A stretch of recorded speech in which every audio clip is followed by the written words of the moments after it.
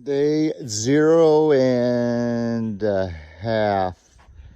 Got some of the trim up around the doors and windows and some of the blocks cut for the outlets. I still got like trim on the garage, and I got to trim out the garage doors with plywood, so we have something to nail the hardy trim to. So let's see how much we get done today. I use this cedar blocking. It's 1.5 inches, so a typical dimension, so 2x8. You can get this at Lowe's or Home Depot, but it gives it pretty good thickness, and it's naturally waterproof, and it looks pretty good, you know, other than some other type of blocking, and it gives you good coverage area, making it easier to, you know, fit your siding around.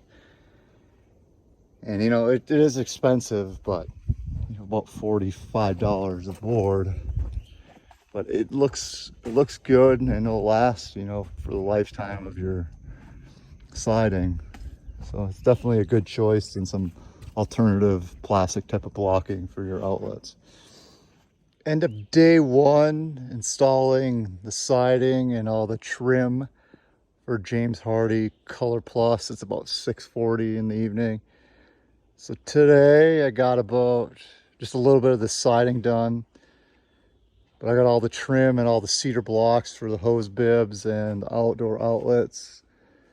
Also, I trimmed out the garage doors in 3/4 inch treated plywood. I'll show you that later. But here is all I got done today. This stuff is really dirty. It gets dusty because it's fiber cement siding.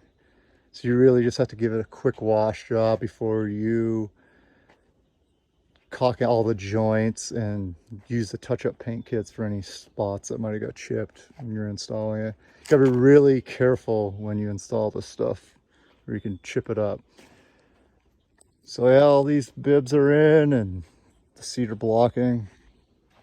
And on the garage here, finished out the trim up in the soffit, the James Hardy trim, and then this is the plywood that I trimmed out the inside of the garage doors.